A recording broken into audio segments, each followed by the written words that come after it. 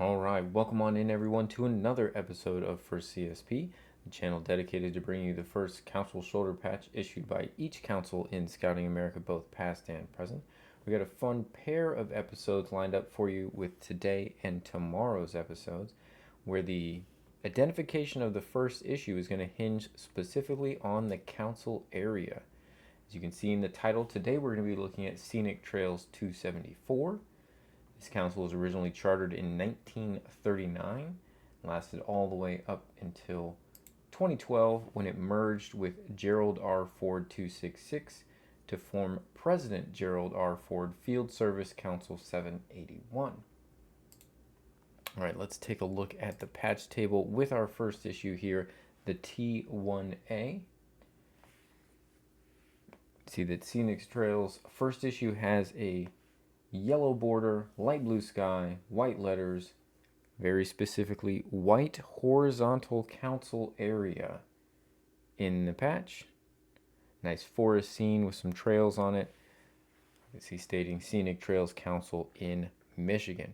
So this is the first issue, and then we'll also be taking a look at the T1B, where obviously the council area on the map is going to be the key for identifying the difference. Here's the back of the T1A, traditional gauze cloth backed patch.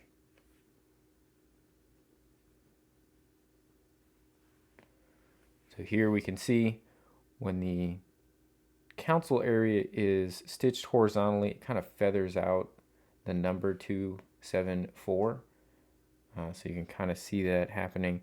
Obviously, in the next issue, the T1B, that will look a little different, but when you're looking at the number 274 on the council area on the patch, that kind of helps you see the fact that it is stitched horizontally.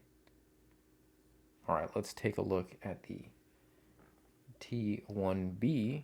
Now, if the T1A was horizontally stitched, we should expect that the T1B will now be vertically stitched, and it is. The rest of the patch description is essentially the same.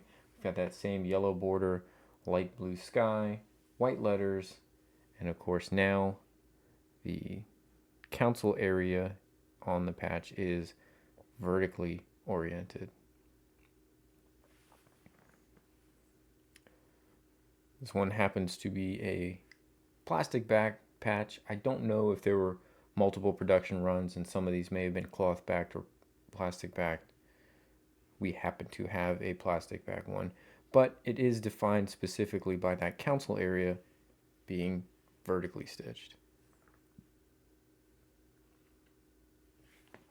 All right, so we get both of these on here together.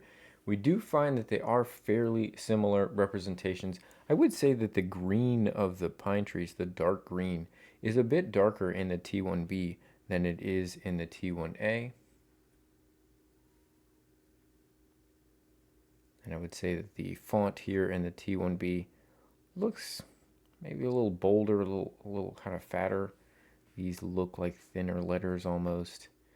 But really, even beyond the council area stitch orientation, you can kind of tell these two apart just by the stitching of the council number 274 on the patch itself.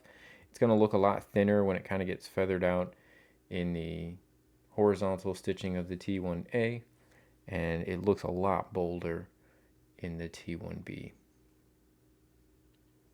So that is the first of kind of a pair of episodes that we're hosting between today and tomorrow. The question for today is, do you know the other council where the first issue identification is going to be dependent on the council area as illustrated on the patch? If you think you know, or just want to take a wild guess, throw it in the comments tomorrow. We will have that as our episode tomorrow, so you'll get to see the answer without having to wait too long. We do hope that you come back tomorrow to see the answer to that trivia question. I will say that as far as first issue trivia questions go, that is a super difficult one. So if you don't know it off the top of your head, that's all right. We'll show you the answers tomorrow. Hope you have enjoyed this episode, and we look forward to seeing you right back on the channel tomorrow. Until then, Hope you guys have a great rest of your day.